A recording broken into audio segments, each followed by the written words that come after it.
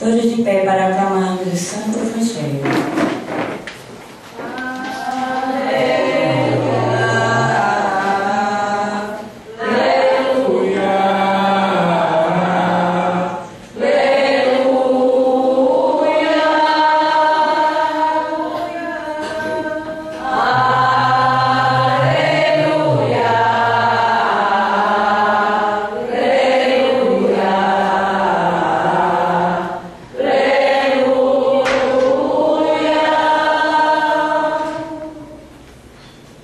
Esteja convosco. Proclamação do Evangelho de Jesus Cristo segundo São Lucas. Glória a vós, Senhor. Naquele tempo, aproximaram-se de Jesus alguns saduceus que negam a ressurreição e lhe perguntaram: Mestre, Moisés deixou-nos escrito: se alguém tiver um irmão casado e este morrer sem filhos, deve casar-se com a viúva, a fim de garantir a descendência para o seu irmão. Ora, havia 7 irmãos. O primeiro casou e morreu sem deixar filhos. Também o segundo e o terceiro se casaram com a viúva. E assim os 7. Todos morreram sem deixar filhos. Por fim, morreu também a mulher. Na ressurreição, ela será esposa de quem? Todos os 7 estiveram casados com ela. Jesus respondeu aos saduceus: nesta vida os homens e as mulheres casam-se, mas os que forem julgados dignos da ressurreição dos mortos e de participar da vida futura, nem eles se casam, nem elas se dão em casamento. E já não poderão morrer, pois serão iguais aos anjos. Serão filhos de Deus, porque ressuscitaram. Que os mortos ressuscitam, Moisés também o indicou na passagem da sarça, quando chama o Senhor o Deus de Abraão, o Deus de Isaque e o Deus de Jacó. Deus não é Deus dos mortos, mas dos vivos, pois todos vivem para Ele. Alguns doutores da lei disseram a Jesus: Mestre, tu falaste muito bem. E ninguém mais tinha coragem de perguntar coisa alguma a Jesus. Palavra da salvação. Glória a vós, Senhor.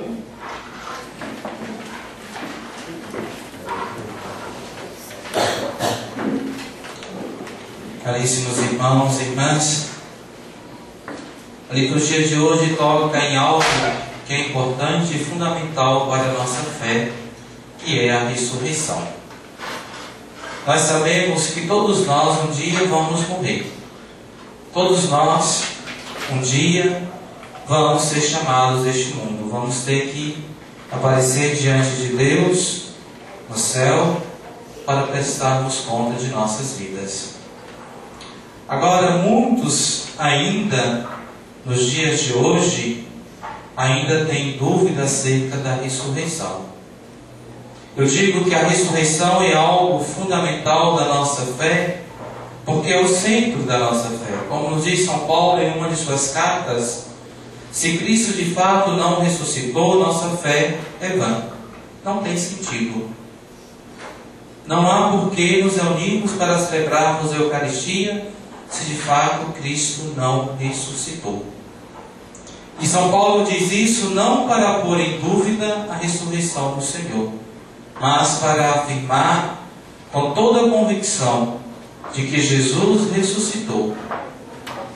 E ele mesmo, São Paulo, nos diz que Cristo foi o primogênito dentre os mortos, o primeiro a ressuscitar dentre os mortos, para que depois todos nós também pudéssemos ressuscitar. Então, a ressurreição do Senhor, que é a primícia da ressurreição, o primeiro que ressuscitou dos mortos, é um fato e que é algo fundamental para a nossa fé. No Evangelho de hoje, há essa discussão entre Jesus e um grupo dos judeus, os chamados saduceus, acerca da ressurreição. eles não acreditavam na ressurreição. Embora já os fariseus, o grupo dos fariseus, já acreditavam na ressurreição dos mortos. Mas os saduceus não. Por isso eles propõem essa questão a Jesus, dizendo que Moisés deixou escrito na lei que se alguém tiver um irmão casado, este morrer sem deixar descendência, o irmão deve casar-se com a viúva para assim garantir a descendência do seu irmão. Depois eles contam então essa história de que havia 7 irmãos que todos se casaram com a mesma mulher e por fim todos morreram e nenhum deixou descendência. Na ressurreição, de quem será ela a esposa? Sendo que se casou com os 7 e nenhum deixou descendência. Jesus então lhes dá essa resposta dizendo que nesta vida os homens e as mulheres casam-se, mas os que forem dignos da ressurreição dos mortos e de participar da vida futura, nem eles se casam, nem eles se dão em casamento. Ou seja, já não há mais essa necessidade da união matrimonial, porque no céu a nossa união deve ser plena e unicamente com o nosso Deus. Por isso que Jesus diz que eles serão como os anjos, eles, na ressurreição, na vida futura, nós seremos como os anjos. A nossa função no céu é de nos unirmos plenamente com o nosso Deus. Então já não há mais a necessidade da união matrimonial. O nosso corpo, quando ressuscitar, não será mais esse corpo corruptível pelo pecado, mas será um corpo glorioso, do qual já não sentirá mais a necessidade da união matrimonial.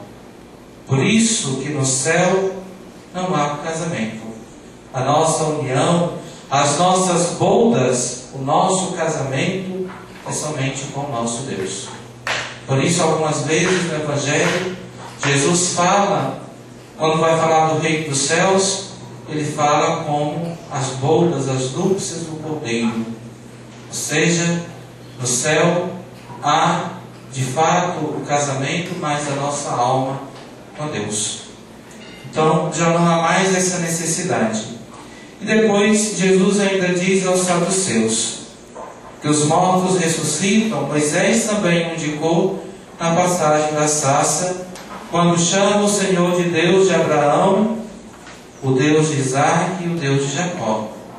Porque Deus não é Deus dos mortos, mas dos vivos. Ou seja, aqueles que vão passar pela segunda morte, a morte eterna, eles serão privados da presença de Deus. Os que vão ressuscitar para a vida eterna, para a glória eterna, vão ter a presença de Deus plenamente junto deles. Então, a morte não é a morte mesmo, não é essa morte física que todos nós temos que passar. A morte para valer é a segunda morte, que é a morte para a eternidade, que é a privação de Deus para aqueles que forem condenados. Então, Jesus, em outro trecho do Evangelho, nos convida a nos preocuparmos não com aqueles que podem matar o corpo, mas com aqueles que podem matar a alma. Ou seja, a nossa preocupação não deve ser sermos livres da morte física, porque isso todos nós passaremos. É a única forma que temos de voltar para a eternidade, de voltar para Deus. Mas a nossa preocupação deve ser com a morte eterna, porque a morte eterna é a condenação, é a privação da presença de Deus para nós. O fato é que todos nós vamos ressuscitar. seja para a vida eterna, seja para a condenação eterna. E isso nos é garantido por Jesus no Evangelho. A Sagrada Escritura, já no Antigo Testamento, nos fala acerca da ressurreição.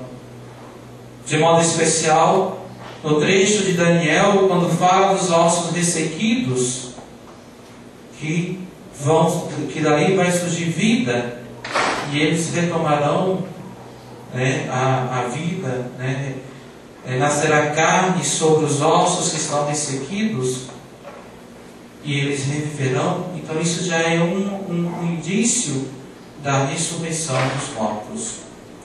E também no livro do Apocalipse, que nós ouvimos hoje, no finalzinho, quando fala das testemunhas que serão mortas após João terminar a sua vida profética, terminar de profetizar. As testemunhas que estão protegendo João vão morrer e vão ser expostas em praça pública por 3 dias e meio. Depois virá o sopro do céu e elas ficarão de pé novamente e subirão para junto de Deus. Mais uma vez aqui está a imagem da ressurreição dos mortos. Aquilo que vai acontecer conosco. Eu sei que ninguém, depois que morreu, voltou para falar da ressurreição, a não ser Jesus, que ressuscitou dos mortos e que nos deu essa garantia de que também nós um dia iríamos ressuscitar. Mas se nós, cristãos católicos, cremos que a Sagrada Escritura é palavra de Deus, nós então cremos na ressurreição dos mortos. Porque é o próprio Deus quem disso nos fala na Sagrada Escritura. É o próprio Deus quem nos dá essa garantia de que todos nós um dia iremos ressuscitar dos mortos. Um dia seremos chamados diante de Deus em corpo e alma.